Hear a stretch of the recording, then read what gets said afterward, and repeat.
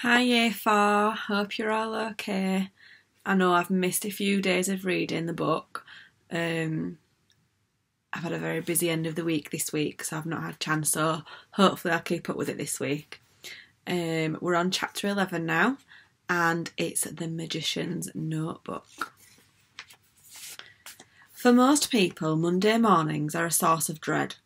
Although Cass was unconventional in many ways, including her attitude towards most days of the week, she too often felt a sense of doom on Monday mornings when she faced the prospect of a long school week ahead. But on this Monday morning, on the school bus, Cass could hardly think about school. She was too excited. That afternoon the investigation would resume. Slipping down low in her seat, out of view of her other student passengers, she pulled the magician's notebook out of her backpack and examined it with her hands. The notebook was larger than the common school variety, and it was flatter. It had no rings and was more like a binder than what you would usually think of as a notebook. The leather cover was brown and shiny and embossed. Cass noticed now, with a familiar Art Nouveau design, the same swirling vines and flowers that decorated the Symphony of Smells. But Cass was certain the notebook was not nearly as old. The magician must have had it made to match. Maybe, when her investigation was over, she could ask her grandfathers about that. And she flipped through the pages of the notebook. She accidentally discovered something about them. All the pages were double pages, folded over on themselves.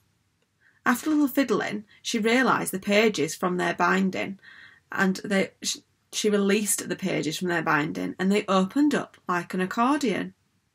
She stared in amazement. Unwittingly, she had figured out what underneath meant.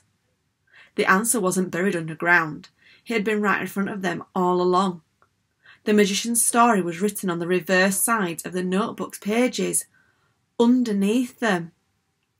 The rest of the bus ride was pure torture. All she could think about was what was written on the undersides of the notebook pages. She wanted nothing more than to start reading, but she knew that it wouldn't be fair to Max Ernest. As annoying as he was, she reminded herself they were collaborators, and she had to wait. Hoping to catch Max Ernest before he went to class, Cass started looking for him as soon as she got to school. Unfortunately, she couldn't walk very fast. Something was standing in the middle of the hallway, impeding traffic. When she got closer, she saw that someone was Benjamin Blake. Oblivious to the crowd of students around him, Benjamin stared at the paintings on the wall as though he couldn't quite believe they were real. The funny thing was, the paintings were his, as was the plaque next to them, declaring him the winner of the Young Leonardo's contest, as were the congratulatory letters from the mayor and the governor, as was, well, you get the idea. As Cass tried to pass him, Benjamin mumbled unintelligibly. It sounded like he said, "I smell a hint. Dip your ice cream." "I don't have any ice cream. Does it look like I do?" responded Cass, who hated mumbling even when she wasn't in a hurry. "By the way, in case you haven't noticed, you're in everybody's way. Besides, you probably shouldn't stand in front of your paintings like that. It looks kind of conceited." Benjamin reddened and rushed off in the direction Cass had come from. Cass continued down the hall, knowing she had been a little insensitive. It wasn't Benjamin's fault he was the way he was, but she didn't have time to worry about his feelings. She had to find Max Ernest. She hadn't made it much further than when her path was blocked by Mrs. Johnson, who was talking to some other grown-ups and showing them around the school. Cass was about to push past them when she stopped cold, a heart beating, a mile a minute. It was them. She was positive. She recognised her hair and the gloves on her hands. At her school. Cass hung back a few metres, shielding her face with a backpack in case Dr. L or Miss Morvay turned around. "Well, I guess that's all the questions we have," Miss Morvay was saying in a terrible tinkle. "We're glad to see you have such talented students and staff." "Thank you so much for your time," added Dr. L in his recognisably unrecognisable accent. "You're very generous." Not at all, said Miss Johnson, beaming at them. It's wonderful to see such involved and concerned parents. I'm sure your son will be very happy at our school. Their son? Thought Cass. What son? Dr. L turned, so Cass had to duck out of sight. When she looked again, they were gone, and Mrs. Johnson was walking towards her. Cass waited for the principal, then started walking alongside her. Mrs. Johnson was a fast walker. It was hard to keep up. Those people, did they ask about me? Cassandra, when you want to speak to me, you should say, "Excuse me, Mrs. Johnson," then wait until you have my attention. Yes, excuse me, Mrs. Johnson. Do I have your attention now? Yes, you do. And no, they did not ask about you. Why would they? They're parents of a prospective student. They were asking about our art programme. Then they were lying, said Cass fiercely. They're horrible. I don't even think they're really parents. Cassandra, what an awful thing to say about people you don't even know. Did you notice how they were wearing gloves even though it's hot out? Some people consider it polite to wear gloves in company. Personally, I think it's a very refined habit. I may just start wearing them myself. Mrs. Johnson looked hard at Cass from underneath her large turquoise hat. Is all this because I wouldn't order that evacuation you wanted? You know, if I shut down the school every time you thought something was wrong, nobody here would ever get an education. Yes, I'm sorry, Mrs. Johnson. Bye. Cass left Mrs. Johnson shaking her head and hurried down the hall, but it was too late. They were gone. Cass spent a good 10 minutes, or at least 5 of those minutes, being passed by the beginning of first period, searching the school inside and out. To no avail. No, not only couldn't she find Dr. L and Miss Morvay, she couldn't even find Max Ernest. Just as she was trying to figure out what excuse she could give her teacher for being late, she happened to look through the school's back gate. Across the street, Dr. L and Miss Morvay were slipping into a waiting limousine. The limousine was painted a blue, so dark it was almost black, and decorated with tiny jewel-like stars. Emblazoned with gold across the door were the image of a rising sun and the words, "The Midnight Sun, Sensorium and Spa." The whole vehicle shimmered so brilliantly it looked enchanted. As the limousine drove out of sight, a boy's face was briefly visible, staring out of the back window. Cass stared back, imagining for a second that she'd caught the boy's eye. Why did he look so familiar? Was Mrs. Johnson right? Was that their son? Was it possible they really were parents?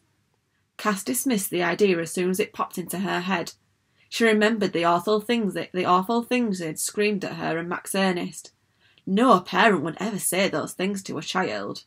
No real parent.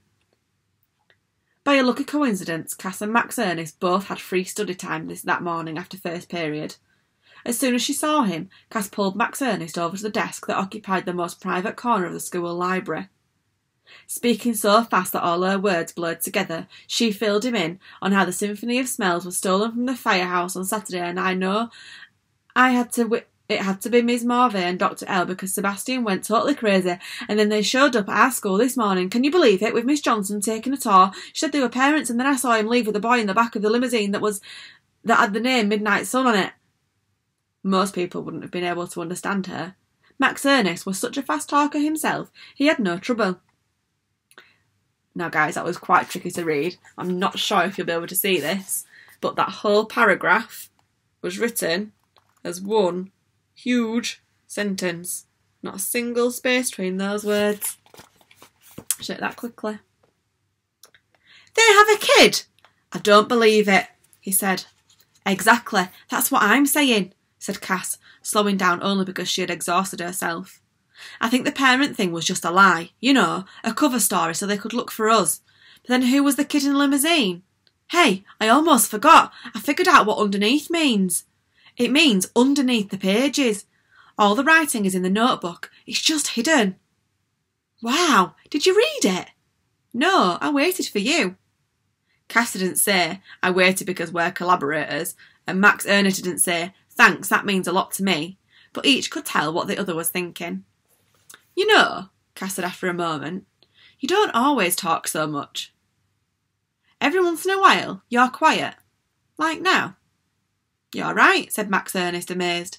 And I wasn't even trying. How about that? So what did the new doctor say your condition was anyway?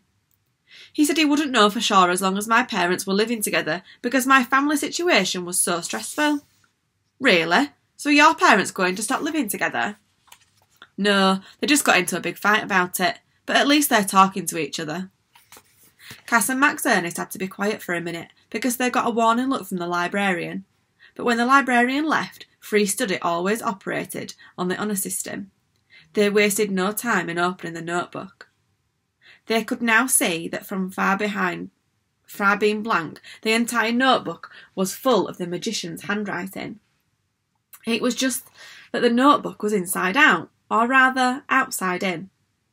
Judging by the slant of the letters, he had written very fast. Whatever he was writing about must have been very important. While Max Ernest leaned in close, Cass read to him in a whisper, her face growing increasingly grave with every sentence. Dear reader, if you are reading these words, I know about you 2 things. You are brave enough to hold in your hands this notebook. A notebook for which all over the world the villains are searching. And you are clever enough to decipher a riddle, the riddle on the other side of these pages. Both these qualities you will need in the days ahead. My life is in danger. For this reason I write. No, I do not fear the death. I am an old man and I have survived worse things, but I do not want to die without I first make right an ancient wrong. Do you know the expression, the ignorance is the bliss? Think on it well. Some secrets are not meant to be known, but once known, you can never forget them. If certain people discover you have learned the things I'm about to tell you, let me just say this. This is the safest for you to stop reading now and to leave this notebook far away from the place you call home. If instead you keep reading, please, I beg you, repeat to no one my story. Here Cass put the notebook down and looked at Max Ernest. He was still being unusually quiet. Well? Cass prompted him. Well, what? Max Ernest asked. Well, should I keep reading? He has a weird way of writing, Max Ernest said, as if in answer to her question. I think maybe he's foreign. That means no, you don't want me to keep reading. No, it doesn't mean no. So then it means yes? Yeah, I guess. Oh, well, I think I should keep reading too, said Cass. I just thought, if you thought it was too dangerous. I'm not scared, said Max Ernest. I just think he sounds foreign. I'm not scared either. So keep reading then. OK, then I will. Cass picked up the notebook again and coughed just the way Grandpa Larry did before he started a story. For some reason, her throat felt dry, and then she began to read. Although I am reluctant for obvious reasons, I think I must also continue recording the magician's story. You see, the magician's story goes straight to the heart of mine. It's not too much to say my story would not exist without his.